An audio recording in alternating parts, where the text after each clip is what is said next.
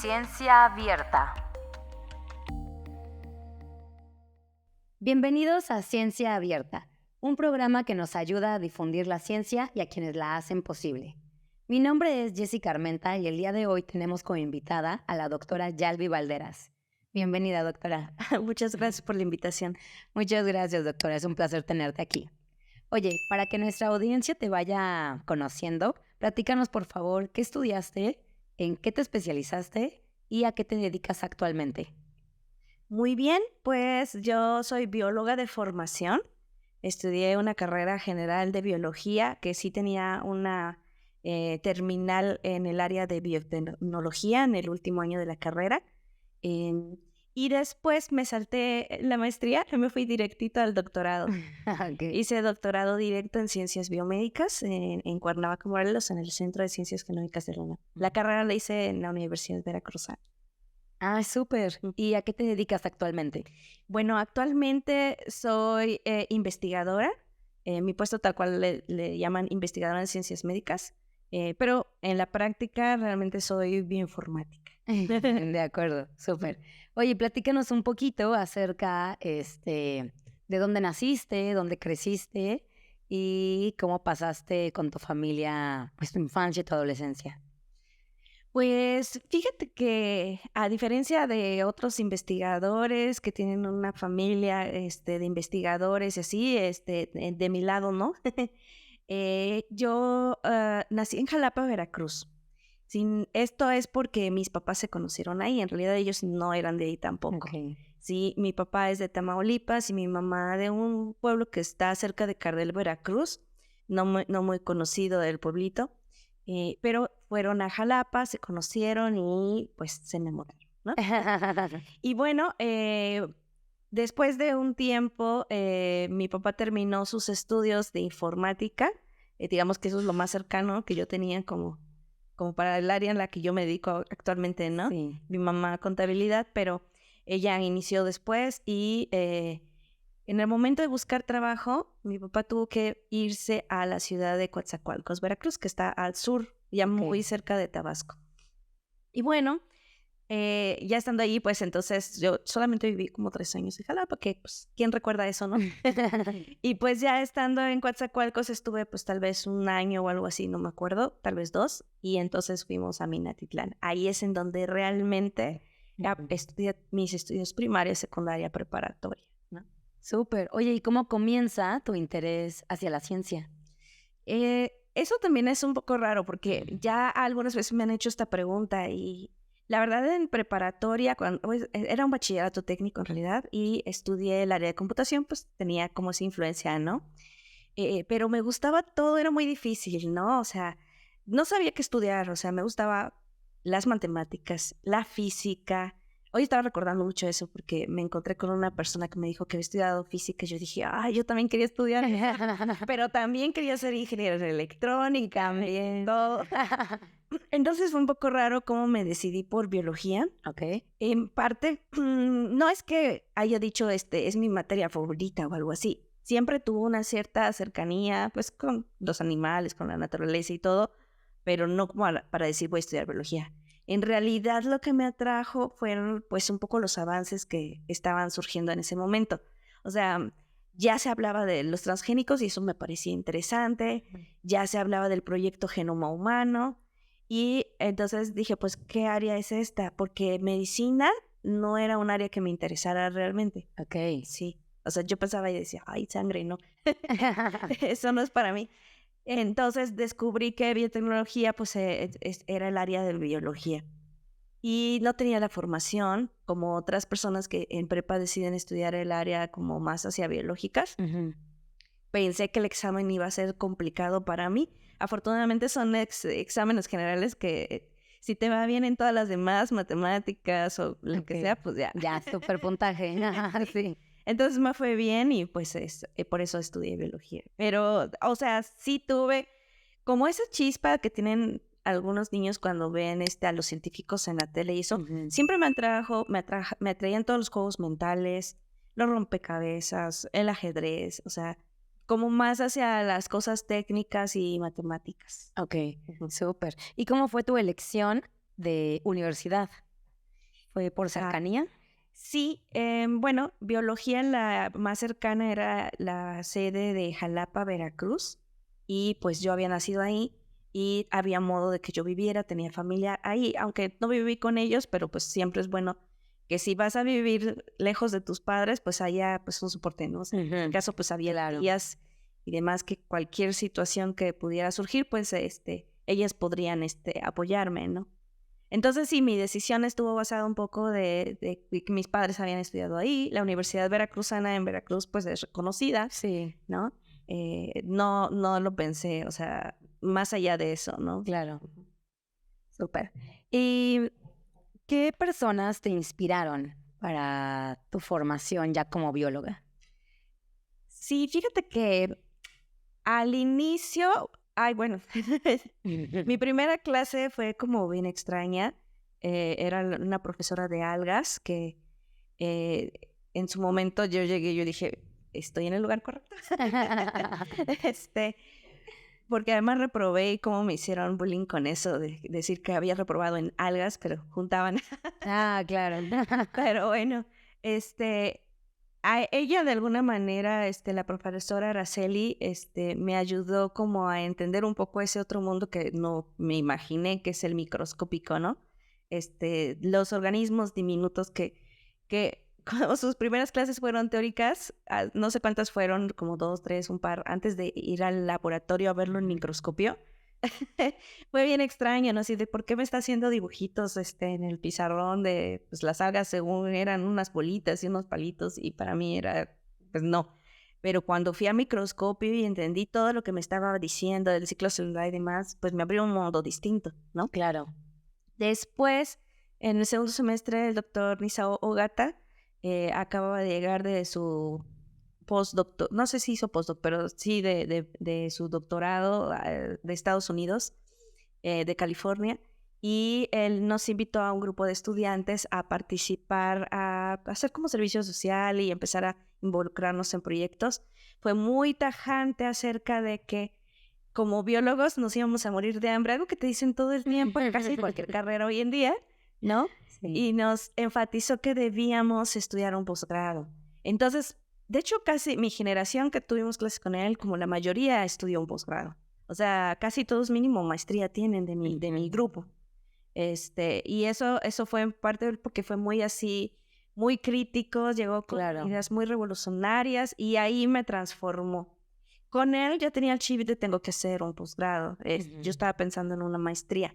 La maestría en ciencias bioquímicas, que al final no lo intenté porque por sugerencia del que fue después mi tutor de doctorado, pues entré a biomédicas.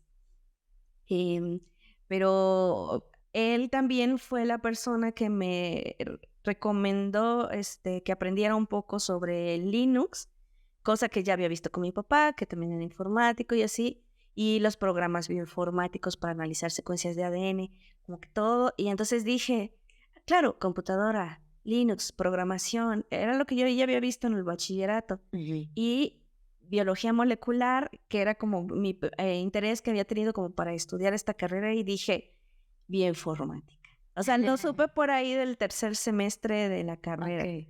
Pero te cayó así como súper claro. Sí, lo supe.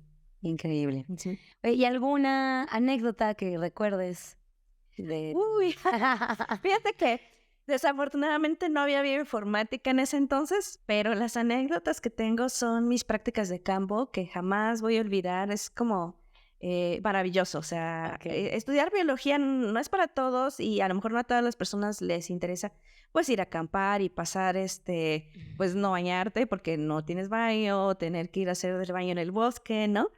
Pero esas experiencias que tuve, o sea, puedo contar muchas Sí. a compañeros que se extraviaron por horas, pero que regresaron bien, sanos y salvos, tormentas que nos cayeron, ¿no? De viento, lluvia y demás, y frío que pasamos, Claro. o sea, como situaciones ambientales muchas veces, Ujú. y que hicimos con mis compañeros de generación mucha unión, ¿no? O sea, como que nos llevábamos muy bien. Haz de cuenta que yo era del equipo de las ñoñas, de las que hacíamos todas las tareas y que si la maestra decía, más bien que si alguien decía, nos vamos de fiesta, nosotros éramos, no, nosotros vamos a clase, y no, y nos enojados, porque no era de que todos se fueran, ¿no? Y entonces la maestra entonces daba clase porque si había 4 ahí, pues tenía que darla, ¿no? Sin embargo, no nos odiaron por completo nuestros compañeros, porque sí logramos como integrarnos y así, o sea, era un grupo muy bonito. O sea, Qué padre, súper. Oye, doctora, ¿y tienes algún pasatiempo, algo que te guste hacer, un hobby? pues no lo he hecho últimamente porque me lastimé, pero me encanta bailar salsa. Qué padre. Tomé clases de bachata, de cumbia, de son cubano, de N cosas, también son jarocho, Ujú. algunas clases de jarana, ¿no? Todo eso me gusta. Y actualmente, como me lastimé el tobillo y así, pues ya no pude bailar, pero ahora me la vivo con cosas de cine y películas y así. Muchas gracias, doctora. Snake Labs es una empresa que brinda a sus clientes productos de última generación para el desarrollo de sus proyectos científicos, tecnológicos y comerciales. Conozcamos más sobre ella en la siguiente cápsula. Slake Labs es una compañía de think tank mexicana que ofrece productos y servicios basados en un modelo de laboratorio tecnológico. Nuestra misión es crear un espacio donde nuestros clientes puedan desarrollar sus proyectos, sean modelos matemáticos, simulaciones, análisis de datos y en general cualquier idea en donde la integración de software y hardware de última generación sean una herramienta para lograr sus objetivos. Slake Labs, un laboratorio sin límite. Doctora, actualmente en tu quehacer como investigadora, ¿estás trabajando en algún proyecto en particular? Platícanos un poco. Claro. Sí, bueno, hoy en día estoy muy enfocada en el estudio de células individuales. Haz de cuenta que antes, imagínate, ¿has escuchado el cáncer? Sí, claro. Ok, pues imagínatelo así, como tienes un tumor y entonces alguien te extrae con una biopsia un conjunto de células que son las que forman el tumor y esas tú las mandas a secuenciar. ¿Qué puedes obtener de la secuenciación? Pues puedes obtener información acerca del ADN, ¿no? Y entonces sería secuenciación de genes, ¿no? Pero también puedes ir al siguiente paso, que nosotros en el dogma central de la biología le decimos, ok, que a partir de ADN producimos RNA o ARN, después proteínas, ¿no? Así los pasitos. Entonces podemos medir, ¿no? También cuánto de ese ADN pasa al siguiente paso, que es el de RNA, ¿no? Ok. Se le dice medir el nivel de los transcritos, ¿no? Y básicamente esos transcritos corresponden a un gen que después se va a traducir a proteína. Pero bueno, a esa área se le llama transcriptómica. Lo que se mide es el transcriptoma, o sea, no el genoma, como era en el nivel de ADN, sino en el siguiente es todo el transcriptoma. Pero bueno, lo que hago ahí es medir, ¿no? Exactamente cuántos de estos genes están pasando al siguiente paso, al siguiente nivel, y esto varía de acuerdo a las enfermedades, ¿no? A veces hay algunos genes que no tendrían por qué pasar de nivel y eso justo ocasiona un desbalance, ¿no? O debería de pasar al siguiente nivel y no lo hace, ¿no? Entonces, antes lo que se hacía era que tú tenías que agarrar todas las células y todas juntas a meterlas al secuenciador para obtener esta información. Hoy en día, tú puedes ya separar célula por célula, una por una, y hacer esta medición en cada una de ellas. Es interesante porque una muestra podría tener 10,000 células, ¿no? Y si tienes 10 pacientes, pues ya tienes 100,000, ¿no? Sí. Y así, entonces, las matrices de datos numéricos que tú tienes ahí son matrices grandes, ¿no? Entonces requiere matemática para procesar, se requiere equipo de cómputo muy fuerte, programas específicos para analizar la información y interpretar qué está pasando. Específicamente, entonces, lo que estudio son enfermedades respiratorias, ¿sí? Y pues lo he hecho pues en fibrosis pulmonar idiopática, una enfermedad progresiva, irreversible, mortal. Sí tiene como un tipo de tratamiento, pero en general les va mal a las personas. Ok. Bueno, pero ya con esto, pues más o menos se está tratando de entender qué es lo que sucede con la enfermedad. Claro. Oye, ahora platícanos un poco sobre la bioinformática. Sí, nos decías que es tu área de especialidad. Exacto. Pues ves que te decía que básicamente lo que tengo son matrices de datos numéricas. Así es. No puedo hacer los cálculos a mano. Forzosamente necesito una computadora, no cualquiera, de preferencia, ya para la cantidad de datos que manejo, un servidor que tenga muy buen procesador, muy buena RAM. Entonces, en la bioinformática lo que hacemos es analizar datos mediante el uso de herramientas computacionales. Así de simple. Ok. En realidad, Es muy complejo, es por más complejo, supuesto. sí. Oye, doctora, hace tiempo tuvimos en la entrevista al doctor Miguel Negreros. Así es. Nos platicó que había colaborado contigo en unos estudios ómicos. Sí, ¿Nos exacto. puedes platicar un poquito de esta colaboración y de los estudios ómicos? Por supuesto. El doctor Miguel Negreros y yo llevamos una muy buena relación de colaboración y amigos de confianza. Nos conocimos cuando yo estaba realizando mi postdoctorado. Él era entonces estudiante de doctorado. Y su proyecto de investigación de doctorado, ¿te acuerdas que te dije que es el ADN, no? Lo podemos medir. Bueno, en el ADN tú puedes medir unas cosas que se llaman metilaciones, ¿no? Ok. Y esas metilaciones afectan si se va a dar o no el paso que te dije. El siguiente paso. El siguiente paso, ¿no? Entonces, a eso se le llama, bueno, metilación del ADN y el área se le llama metilómica. Ok. En general, ómica es simplemente todas las áreas en donde tú estudias, digamos, con distintas tecnologías de secuenciación algunos de estos pasos del dogma. Entonces, si es a nivel de genoma, dirías genómica. Si es de transcriptoma, transcriptómica. Claro, ok. Sí, exacto. Entonces, yo ya he estado estudiando varios de estos pasos. La metilómica, genómica, transcriptómica, por ahí alguno que otro de proteómica. Es interesante, ¿no? Porque al final son muchos datos los que se juntan y pues hay que interpretar, ¿no? Sí, por supuesto. Oye, y, por ejemplo, ¿cuál es entonces como la relación, ya nos las dejaste ver un poquito, del uso de la bioinformática sobre estos estudios ómicos? O sea, ¿con ello podemos predecir comportamientos? Más o menos. De entrada, lo que sí se puede hacer con más facilidad, porque ya hay mucho trabajo, es la clasificación. Ok. Por ejemplo, si tienes tú muestras de enfermos y sanos y tú las metieras en una bolsa al azar, con lo que se sabe hoy en día, seguramente tú serías capaz de ponerlos en la bolsa correcta y decir, estas muestras provenían de sanos, esas de enfermos, ¿no? Ahora bien, respecto a lo que nos interesa es estudiar qué están haciendo los genes, ¿no? En las dos condiciones distintas.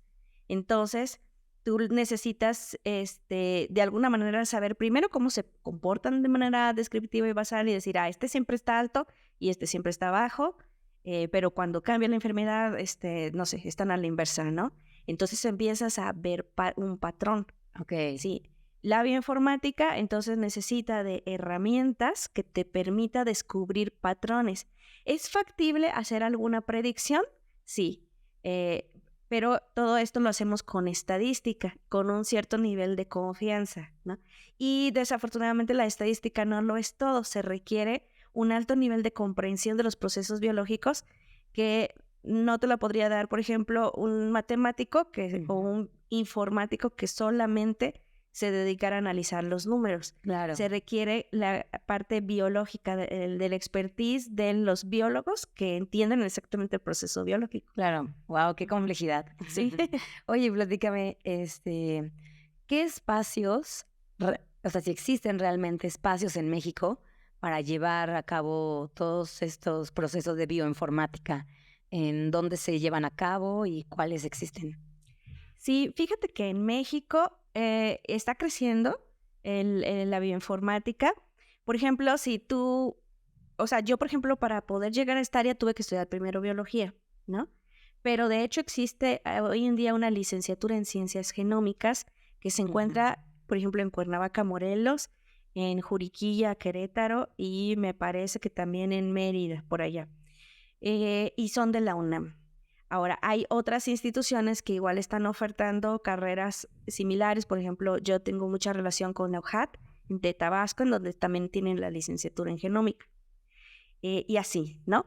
Entonces, existen estudiantes de licenciatura que ya al egresar inmediatamente pueden colaborar en proyectos de investigación o pueden irse a pequeñas startups. No hay muchas empresas grandes que hagan bioinformáticas, o sea, sí las hay sobre todo en el mundo, en Estados Unidos y así.